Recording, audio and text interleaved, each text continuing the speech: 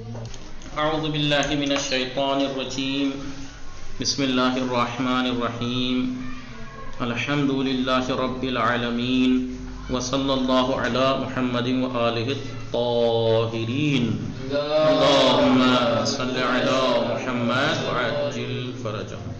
سلام علیکم ورحمۃ اللہ وبرکاتہ. وعلیکم السلام.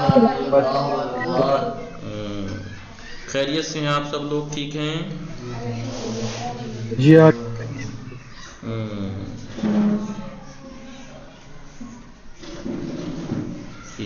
ہماری گفتگو چل رہی تھی تاریخ میں معجزے کے بارے میں، اور آج ہم پڑھیں گے چھٹا درس، جو کہ اعجاز قرآن کے سلسلے میں پیچھے سے بات چل رہی تھی. اعجاز قرآن، ٹھیک ہے، اعجاز قرآن یعنی قرآن کا جو کس اعتبار سے معجزہ ہے. ٹھیک ہے،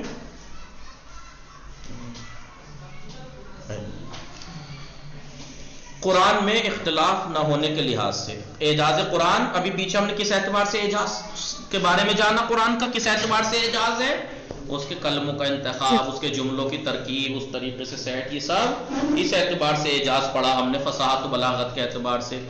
اور کس اعتبار سے اعجاز ہے؟ قرآن میں اختلاف نہ ہونے کے لحاظ سے. قرآن میں آپ کو کوئی اختلاف نہیں ملے گا. کیسے؟ قرآن مجید کے معجزہ ہونے کی ایک واضح دلیل یہ ہے کہ اس کی آیات کے درمیان کوئی اختلاف نہیں ہے. جی خود قرآن بھی اس نقطے کی طرف اشارہ کر کے فرماتا ہے، کیا تم لوگ قرآن کے بارے میں غور نہیں کرتے؟ اگر یہ خدا کے علاوہ کسی اور کا کلام ہوتا تو اس میں اختلاف کی کثرت ہوتی، اختلافاً کثیرہ. یہ ایسی آیت ہے، ٹھیک ہے، آگے دیکھ تو آپ اس میں بہت اختلاف پاتے. جی اگر یہ خدا کے علاوہ کسی اور کا کلام ہوتا تو آپ کو اس میں بہت اختلاف ملتا، لیکن یہ بھی اس کے ایک معجزہ ہونے کی واضح دلیل ہے، واضح دلیل ہے. ٹھیک ہے،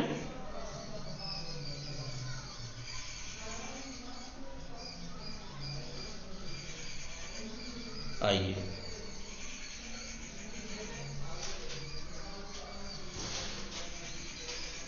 مذکورہ آیت میں، اس جو یہ آیت ہے اس میں لوگوں کو توجہ دلائی گئی ہے کہ قرآن کے بارے میں غور و فکر کیوں نہیں کرتے، تاکہ سمجھیں کہ یہ کسی بشر کے بس کی بات نہیں ہے، بلکہ خداوند عالم کی جانب سے یہ نازل ہوا ہے. کیونکہ انسان کا کلام اختلاف سے خالی نہیں ہے، انسان کے کلام میں آپس میں ٹکراؤ اور اختلاف پایا جاتا ہے. جب پورے قرآن کی آیتوں کے درمیان کوئی اختلاف نہیں ہے تو ہمیں ماننا چاہیے کہ قرآن کا خدا کا کلام ہے. انسانی تالیف اور تصنیف میں دو طرح کا فرق پایا جاتا ہے. جب انسان کوئی کتاب لکھتا ہے تو اس میں دو طرح کا فرق پایا جاتا ہے، اور ان دو میں سے کوئی ایک بھی قرآن میں نہیں ہے. پہلا اختلاف کون سا پایا جاتا ہے؟ پہلی قسم یہ طرز تحریر، کلموں کا استعمال، جو کلموں کا استعمال ہوتا ہے، طرز تحریر کا طریقہ ہوتا ہے، جملے بندی، ترکیب کی کیفیت، اور کسی حد تک ادبی نکات کی رعایت کی گئی ہے. نیز سلامت، سلاست، سلیس کتنا ہے، یہ پیچیدہ تو نہیں ہے، روانی، صحت اور اچھا حسن کے اعتبار سے کسی انسان کا جو مکتوب ہوتا ہے، لکھا ہوا کتاب ہوتی ہے، اول اور آخر مذکورہ اعتبار سے یکساں اور یک رنگ نہیں ہوتا. شروع سے لے کے آخر تک ہر چیز ایک جیسی نہیں ہوتی. اس لیے لکھنے والا ہمیشہ کیا کرتا ہے؟ تغیر پذیر ہوتا ہے، بدلتا رہتا ہے، بدلتا رہتا ہے. یہاں پہ لکھنے کا کوئی اور دوسرا طریقہ اپنایا ہے، آگے جا کے لکھنے کا طریقہ اور اپنایا ہے. اور کمال کی منزل طے آہستہ آہستہ، جیسے ابھی میں شروعات میں ہوں، ابھی میرا لکھنے کا اور انداز بیان، انداز لکھاوٹ کچھ اور ہے، پوائنٹ بیان کرنے کا. اب لکھتے لکھتے جب مجھے کتابیں لکھتے لکھتے عادت ہوتی چلی جائے گی، اب مجھے کمانڈ حاصل ہوتی چلی جائے گی، تو آخر کی کتابیں جو ہوں گی میری وہ بہترین طریقے سے لکھی بھی ہوں گی. تو آہستہ آہستہ تو کمال تک پہنچتا ہے انسان.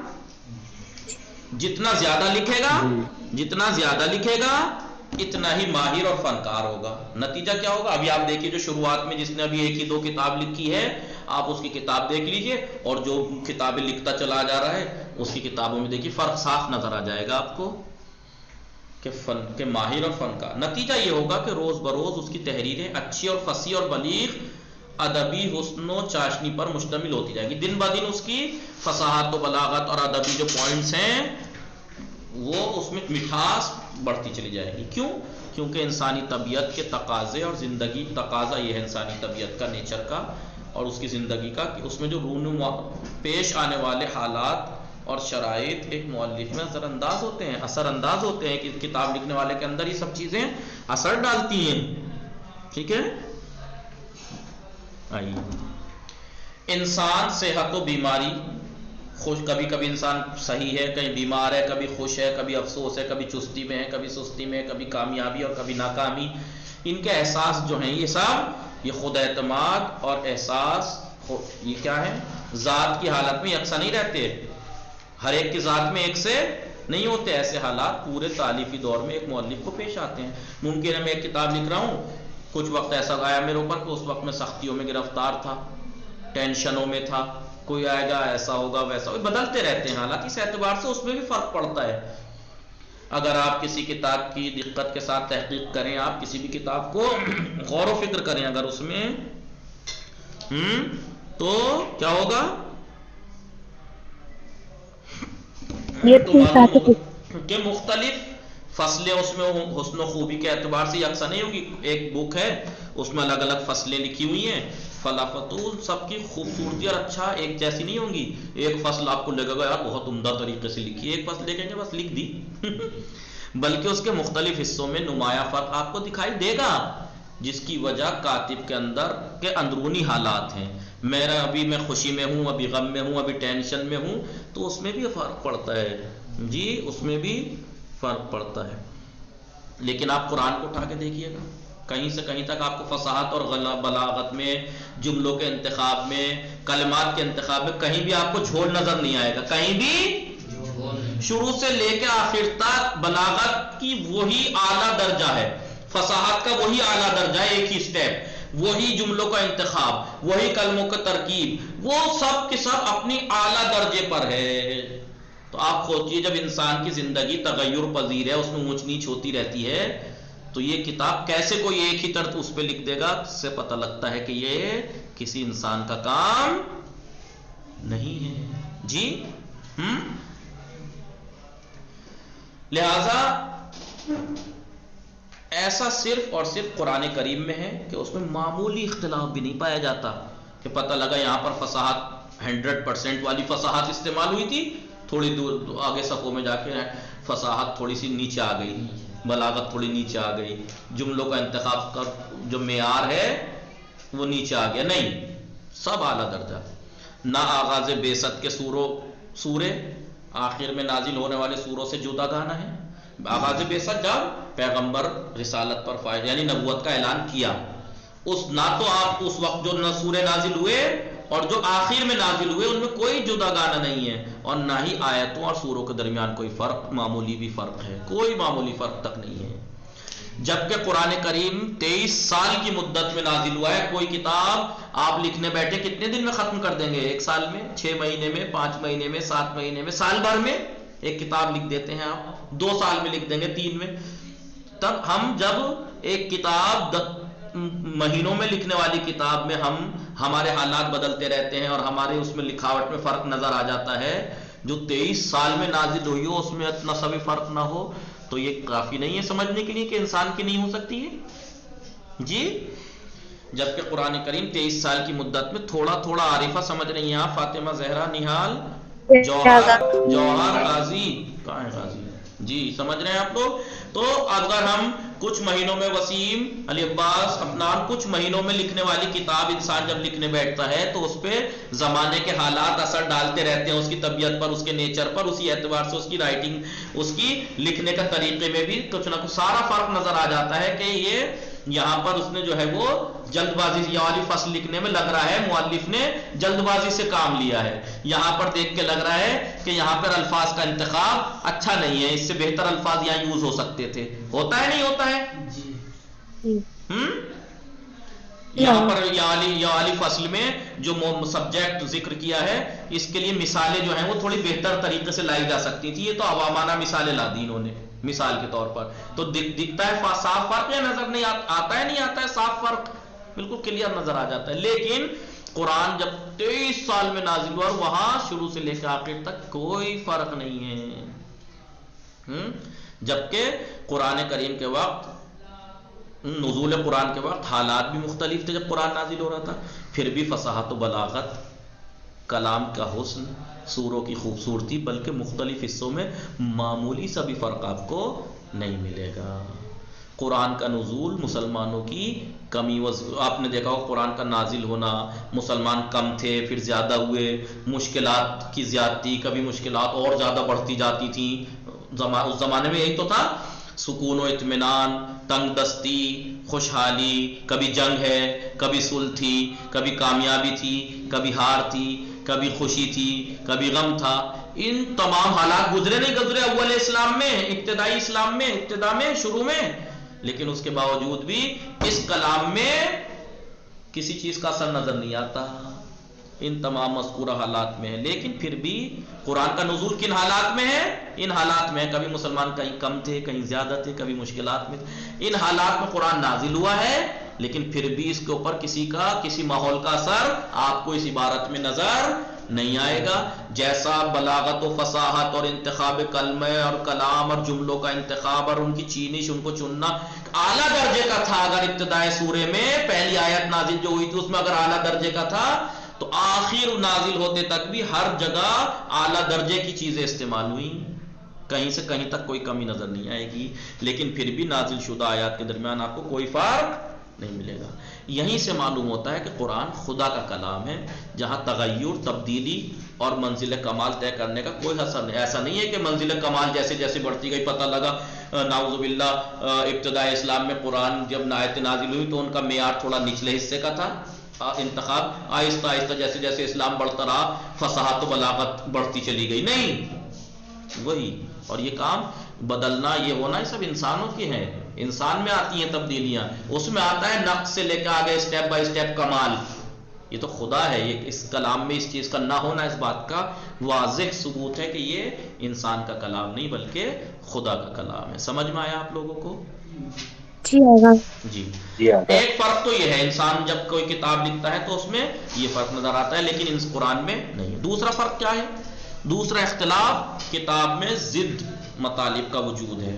کتاب میں ضد مطالب کا وجود ہے. مثلا آپ اکثر دیکھیں گے کہ میں ابھی مثلا تازہ کتابیں لکھنے شروع کی ہیں اور اپنے نظریہ ہیں، آہستہ آہستہ ابھی میں اوروں کے نظریات ذکر کرتا ہوں کتابوں میں. آہستہ آہستہ میں نے خوب پڑھا، میری بھی اپنی رائے ہونے لگی. فلاں صاحب نے اس بارے میں ایسا کہا ہے، فلاں نے ایسا کہا، میں ایسا کہتا ہوں اس بارے میں. پھر اپنے انسان یہ کرنے لگتا ہے. پھر کچھ دن بعد یہی میں کہتا ہوں، جیسے جیسے میرا علم بڑھتا جائے گا تو مجھے پتہ لگے گا کہ میں نے جو فلاں کتاب میں بات کہی تھی وہ میرے غلط سمجھا تھا، میں نے وہ بات غلط ہے. اب میں آخر کی کتاب میں کیا لکھوں گا؟ نہیں، میرا نظریہ اس بارے میں یہ ہے. کیوں بدلا ہے میرا نظریہ؟ کیونکہ میرا علم میں کمی تھی. بڑھتے آپ اکثر فقہ کی کتابوں میں دیکھیں گی، یا نحو صرف کی جو گرامر کی کتابیں ہوتی ہیں، آپ خاص کر کے نحو کی کتابیں جب دیکھیں گی، نحو کی جو عربی گرامر ہے، تو آپ دیکھیں گے کہ فلاں خود جیسے سیوطی ایک کتاب ہے، اس میں سیوطی میں ابن مالک صاحب ہیں، انہوں نے اس بارے میں یہ حکم دیا ہے. لیکن انہی کی کتاب الفیہ ہے، وہ کیا کہتے ہیں، شرح فلاں ہے، اس میں انہوں نے یہ اور دوسری بات کہی ہے. آگا یہ بک کس بارے میں ذکر ہوا ہے اس میں؟ کون سی؟ تو عربی کی بول رہے ہیں. عربی گرامر نحو، عربی کا گرامر ہے اس میں. ٹھیک ہے. تو اب آپ دیکھیے کتاب کا لکھنے والے اس کے نظریات بدلتے رہتے ہیں. ابھی میرا نظریہ کسی بارے میں یہ ہے، اگلی دفعہ کسی بدل جاتا ہے، ہوتا ہے نہیں ہوتا ہے. لہٰذا انسان کیا کرتا ہے، جو اگر کسی مرحوم کی کتابیں ہیں تو اس کا مین نظریہ کون سا مانا جاتا ہے؟ جو سب سے آخر کتاب میں جو لکھا ہے اس کا وہ فائنل نظریہ مانا جاتا ہے. کیوں؟ کیونکہ ابتدا میں ہو سکتا ہے اس کا نظریہ غلط رہا ہو، اسے آہستہ آہستہ بڑھتے احساس ہو گیا، اب اس نے لاسٹ میں جو نظریات ہیں وہ اس کے مانے جائیں گے کہ یہ نظریہ تھا ان کا اس بارے میں. مثلا تو انسان کی کتاب میں ہوتا ہے نا، ضد ہوتی ہے نہیں ہوتی ہے. ایک جگہ کچھ کہہ رہا تھا، جیسے آپ نے دیکھا ہوگا بعض لوگ شروع میں، یا آپ نے سنا ہوگا کہ اسے نے کہا کہ جی مور کا گوشت کھانا مکروہ ہے، مور کا گوشت کھانا فلاں مجتہد صاحب کا یہ فتویٰ تھا.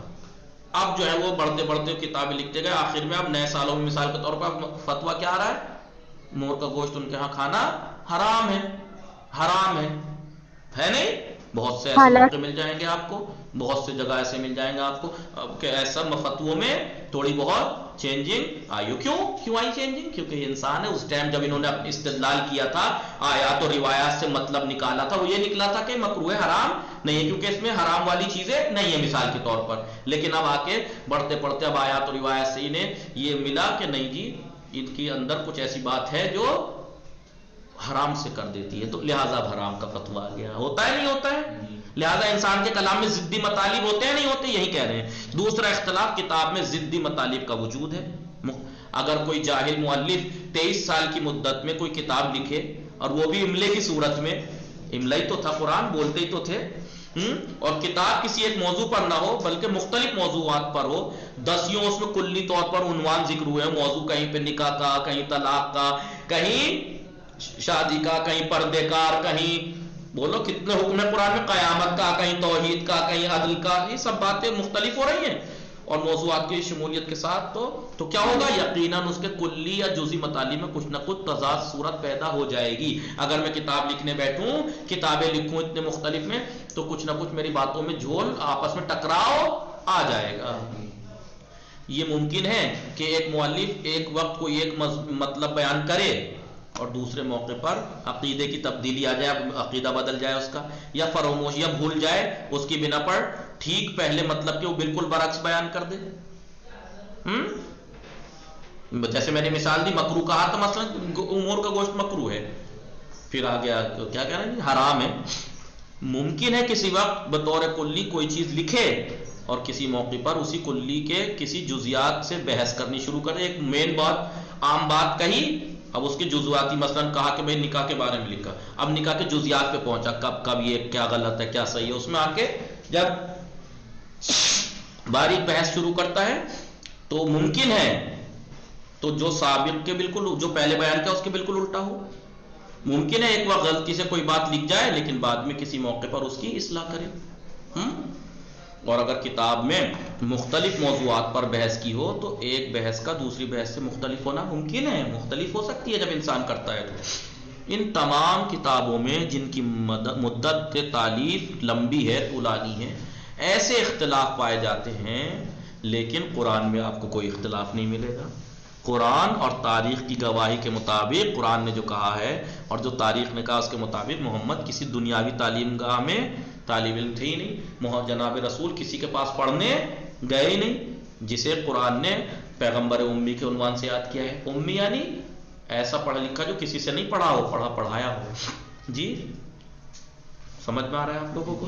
آپ یہ سوچئے کہ وہ اگر ایسا کلام پیش کر رہا ہو کہ جس کا الف سے لے کے یہ تک کہیں بھی مطالب میں کوئی اختلاف نہ ہو، اگر شروع میں کہہ دیا کہ یہود و نصارہ تمہارے دوست نہیں ہو سکتے تو آخر تک وہی بات ہے کہ تمہارے دوست کبھی نہیں ہو سکتے. اگر شروع میں کہہ دیا قتل مومن حرام ہے تو آخر تک وہی بات کہی قرآن نے. کہیں آپ کو یہ نہیں ملے گا کہ مثلا کہیں بات بدلی ہو. تو یہ دلیل ہے نہیں اس کے معجزہ ہونے کی. تمام قرآنی آیات اور سورے 23 سال کی مدت میں، 23 سال 23 دن نہیں ہیں، 23 مہینے نہیں ہیں، 23 سال کی طولانی مدت میں، اور پھر ایک ہی جگہ نازل نہیں ہوا، مختلف مقامات پر مختلف صورت میں پیغمبر پہ نازل ہوا ہے. حضرت محمد صلی اللہ علیہ وآلہ وسلم نے خود قرآن نہیں لکھا ہے. آپ نے بتا نہیں سکتا کوئی کہ رسول نے کوئی آیت خود سے لکھ کے کہی ہو لوگوں کو لو لکھ لو. کمال یہ ہے کہ پیغمبر نے اپنی زندگی میں قلم اٹھایا ہی نہیں. ایک ہی دفعہ اٹھانے کے لیے مانگا تھا، وہی دیا نہیں تھا لوگوں نے. زندگی میں کبھی قلم نہیں اٹھایا لوگ، ورنہ کہہ دیتے کہ انہوں نے خود نہیں لکھ دیا. اسی لیے رسول املا بولا کرتے تھے. آیت جب نازل ہوتی تھی تو اپنے جو مخصوص صحابہ تھے جیسے مولا کائنات جو کاتبان وحی ہیں وہ لکھا کرتے تھے. آپ نے قلم اٹھایا ہی نہیں. بس لیٹر بھی اگر کسی بادشاہ کو کسی ملک کے بھیجتے تھے تو لکھتے تھے مولا کائنات، آپ انگوٹھی اپنی مہر لگا دیتے تھے. جی ایک ہی دفعہ مانگا تھا اٹھانے کے لیے، لاؤ دے دو کاغذ قلم میں لکھ دوں تمہاری نجات کے لیے کچھ. تبھی دیکھیے کیا حال کیا تھا. تو اب بتائیے کہ حضرت محمد نے خود قرآن نہیں لکھا ہے بلکہ دوسروں سے املا کرایا ہے تاکہ وہ لوگ لکھیں اور حفظ کر لیں. لیکن کہیں تاریخ یہ نہیں بتاتی کہ پیغمبر نے اپنے قول اور بیان پر دوبارہ نظر کی. اور آپ کو مل نہیں سکتا کہ پیغمبر نے کبھی ایک بات کہی ہو اور اس کو کچھ دن بعد کہی ہو کہ وہ جو بات میں نے کہی تھی وہ غلط تھی، ذرا ابھی سے ایسے کر کے لکھو، نہیں، کہیں نہیں۔ جبکہ انسان کی ابھی بتایا کہ انسان کتنا کچھ نظریات بدلتے رہتے ہیں۔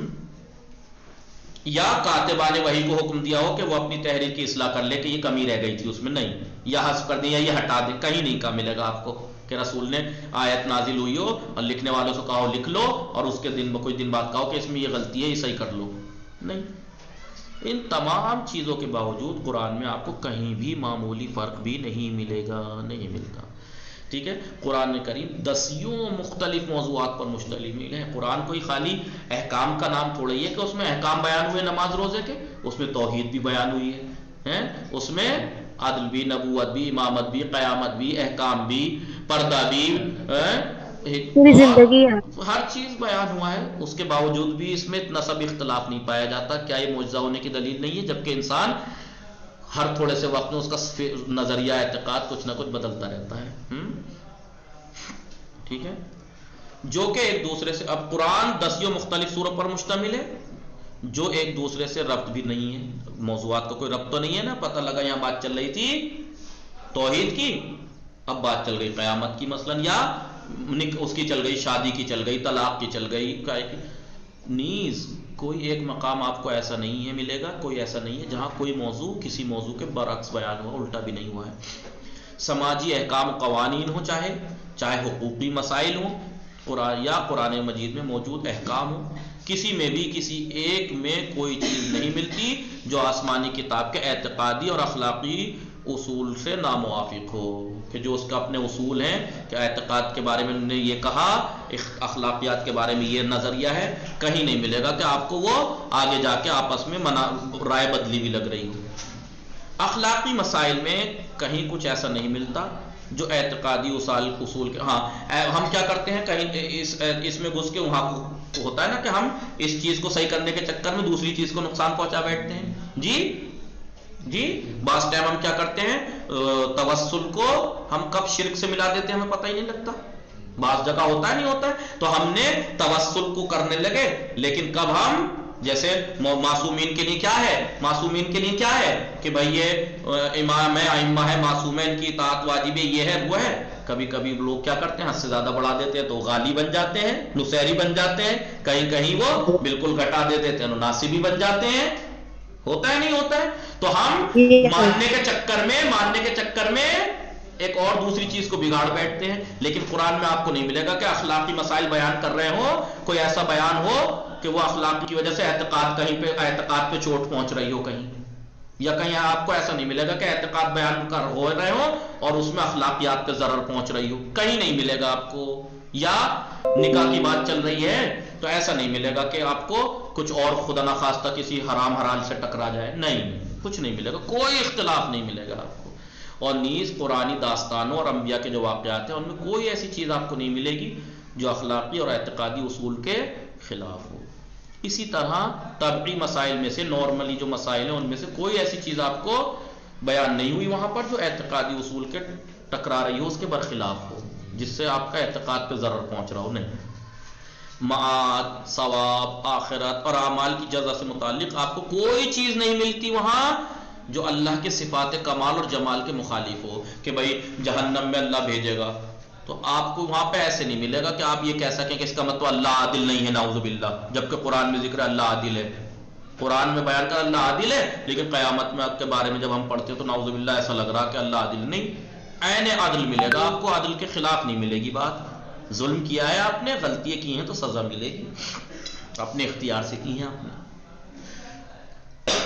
جو اللہ کے صفات اور جمال کے مخالف۔ نبوت عامہ اور خاصہ سے متعلق جو عام نبوت ہے اور خاص نبوت ہے اس کے متعلق جو مسائل بیان ہوئے ہیں ان میں بھی آپ کو خلاف بات نہیں ملتی وہاں جو خدا شناسی کے عقیدے کے خلاف ہو۔ مختصر یہ کہ اگرچہ قرآن میں مختلف مسائل اور مختلف موضوعات سے گفتگو ہوئی ہے، لیکن ساری کی ساری ایک دوسرے سے تعلق رکھتی ہے۔